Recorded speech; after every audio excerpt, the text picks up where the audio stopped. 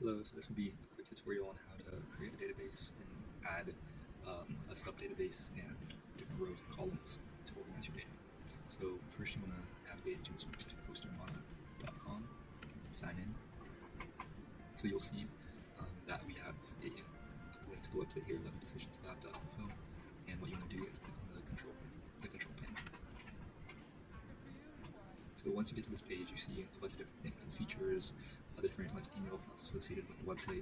But what really matters here, and what we're going to be focusing on, is just File Manager, phpMyAdmin, and Manage My Databases. So to create a database, go to Manage My Databases here, and then you can create a database here. So for example, if I want to make test1, click Create Database, and it has added the database. So now I can go back to this go back to the control panel, and then I can go to phpMyAdmin, which is where all the databases are stored, and you can see that it is under this big project, Levy Decisions, test1, and so that's the base structure. And if you want to create a table with different rows, what you have to do is add this. So you want to name your table first. So let's say that we want to get different demographics of people who are in your prolific survey. So we can name it just some random thing, demographics, and just for the purpose of this, let's just create 4 columns. So this all looks very overwhelming, but it's pretty intuitive. So first you want to create all the different sort of things that you want to observe in your study. So if you have different patients, there exists a different ID for each one. There's a prolific ID. There's a bunch of different IDs, but let's say that we want to create a unique identifier for the people in a survey. So you go here and name it ID, for example.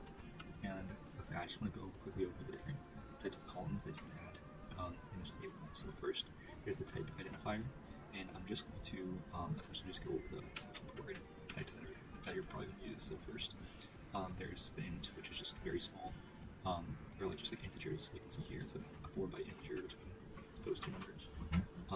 And they have different types of ints. So there's tiny ints, very small integers, small ints. Yeah, you kind of get the gist there. And then there's decimal, and decimal is an exact number with fixed decimal places. So for example, if I choose decimal, and then in the length category I put 10,2, that means that it can contain up to 10 digits, and there will always be 2 digits after the decimal. So for example, 10.00. And this is good for money, or if you want really precise values. There's also float, which is kind of a less precise method, but it's just for approximating 4-byte floating point numbers. You don't really have to know what that means, but so there's double, and this is probably it's more precise than float, so you probably want to use this with float for precise values. So there's bits, Boolean serials. We probably will never use these in the experiment. But then if you want to get the time of when a user has submitted their survey, for example, it is good to use one of these. So date will give you only the date. For example, today is 2025-10-02, October 2nd. If you choose date time, it will give you the hours, minutes, and seconds as well. And if you choose the timestamp, it will record the UTC official, the official auto update. There's also the time, which is the time of day, which is literally just hours, minutes, seconds. It doesn't give you the date, October 2nd, and the year is just the year. There's also different string types that you have to know. So character is a fixed string, so it's always a certain amount of characters, and it's padded with spaces. So if I were to give a character, and then in values I put 40, that means the character, the string value has to be at least 40, and if it's not 40, it will pad the rest of it with spaces. There's also var color, which is just a variable character length, and it means that you can contain up to n characters, 40, but you can go below it. And this is the most common type of text field. And these are pretty self-explanatory, just tiny, medium, long. You really don't need to know binary, any of this binary or bare binary, but it might be important to know this blob keyword, which basically allows you to store files, images, videos, any sort of encrypted data. And long blob means up to 4 gigabytes, medium blob is up to 16 megabytes, blob is up to 65 kilobytes, tiny blob is 255 bytes. Okay, you really don't need to know these two. And then for geometry, if you're working with shapes or points in space, geometry is just for any type of shape. Points give you a single xy, A line string is a series of points. A polygon is a shape, so just like an area. Multipoint is a collection of points. Multi-line string is a collection of lines. Multi-polygon, a collection of polygons. And a geometry collection is a collection of any sort of geometric objects. And this is like used if you want to do like any sort of spatial analysis of maps or geolocation. And finally, there's JSON, and if you're familiar with that, it's just a way of organizing your data to like an easy sort of format that you can use in scripts. So yeah, those are kind of all the different types, most common types that you will run into. So yeah. Now let's go through the other different types of columns. So we just went over type, the data type that column will store. Length and values just specifies the size or precision of your type. Default is basically if the user gives no response, it will automatically set it to something. So for example, if you set it to null, it will automatically, if they have no response, if you're looking to get a user's email and they put a no email, it will just automatically set it to null. And you can also put a timestamp there for if you have like a name that's timestamp, you put default current timestamp. So if you have the name timestamp and you default it to current timestamp, it will give you the exact UTC for your date time or timestamp. Next is collation, and this only applies to text or string columns. So this would apply for like character, var, character, and text, all these types of things. And it defines how text is compared and sorted. So what we're using right now in our prolific data sets, so you can see there's all these like different types of languages, but let's just say that we want to use English. So this is the one that in our lab we most commonly use, and you don't really need to know what all of these mean.